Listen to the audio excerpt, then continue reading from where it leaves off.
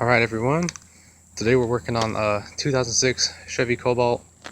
It has the 2.2 ecotec engine in it. This model here is a 5-speed, and we have a couple of failed motor mounts here. And this is the motor mount on the passenger side here. So we've got it exposed. It actually lays underneath the air filter box on the passenger side, so it makes it kind of hard to see when it's all in there. But actually, let me just get started from the beginning. So go ahead and make sure you chalk up the back of the vehicle. You want to make sure it's in gear or park for automatic transmission. Pull the e-brake up, make it nice and tight. Then you're going to come here on the passenger side, and we're going to go ahead and raise the vehicle down there. Make sure you get a jack stand under the vehicle for support. And I just lowered the jack a little bit because I'm going to be moving it to the other side of the engine, but I like to keep both on there. Again, make sure you use your jack stand for safety.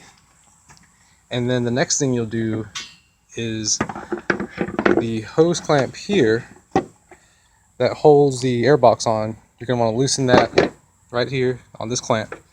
You're also going to want to undo this connector here, which you just squeeze this tab right here. And I know I should definitely get some new gloves, but I bought 2 boxes of 100 and I can't find either of them, so I'm kind of just down to my last scraggly pair. Alright, after you do that, the next thing you're going to want to do is loosen up your bolts here. Got one here, and then these three. Oops. Yeah, these 3 right there. 1, 2, and 3. Alright, and I'll let you know what sizes and everything we need here in a minute, and then I'll let you see what a failed mount looks like. It's kind of hard to see, so once I remove it, I'll let you guys check it out. Okay, so the bolts down here, these 1 and 2, which mount the actual mount to the frame of the car, those are at 18 millimeter. And you're going to want a nice little torque bar or a long ratchet, or handle on your ratchet, because those are on there, they're torqued pretty well.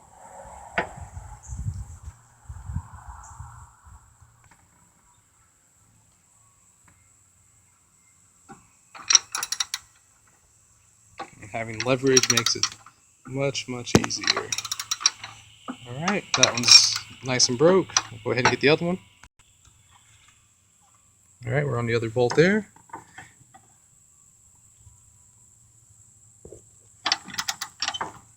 They are nice and tight. Like I said, having leverage makes it much easier.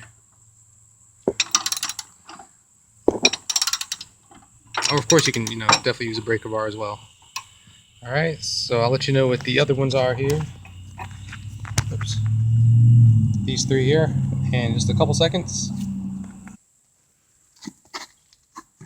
Alright guys, very important. Before you move any other bolts on the mount, or loosen any of the bolts on the mount, I forgot to show you guys this. You're going to want to make sure you're supporting the engine from the underside. So from the bottom of the car, you want to make sure you're supporting the engine, because you are releasing the mount that holds the engine to the frame of the vehicle. So with the frame still up on the jack stand, you're going to take your jack, get a nice block of wood, and I went ahead and just put another extra cushion on there, a towel. And you're going to want to go ahead and support the motor from the bottom of the oil pan. So the block of wood helps just disperse the weight a little bit better. And then of course the towel and stuff that just cushions it if you don't want to do any damage to your oil pan. I'm sure you don't want to put a nice hole through it. Alright, and then once the vehicle support, or the engine supported, you're not trying to jack the engine up, you just want to support it where it's at. You can go ahead and break loose those other bolts up top. Alright, with the remaining bolts up here, 1, 2, and 3, these are all 15s. Okay, so you're going to go ahead and, now that the engine's fully supported, go ahead and break those loose. Alright, with the engine supported, you're going to go ahead and break loose all 3 of these 15s.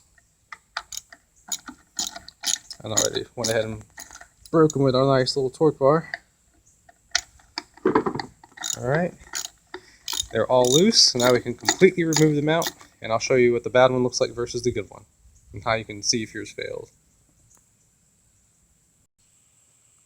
Alright guys, so standing from the passenger side, we still have the engine block supported underneath. All the nuts are off here. The 3 bolts have been removed. And then we're going to go ahead and just simply lift this mount out. There shouldn't be any kind of resistance on it. If there is, you either have the engine maybe lifted too high, too low, or you left something on. Alright, there it goes. And you see that rust color, watery fluid down there?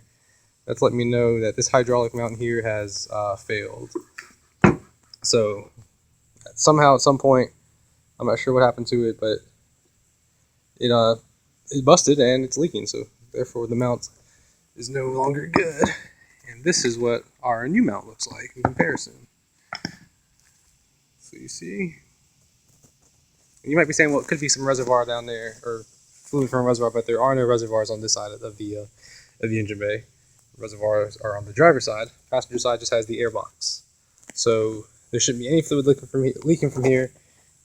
We can look at the valve cover and see that it's not oil coming off the valve cover gasket and leaking onto the mount.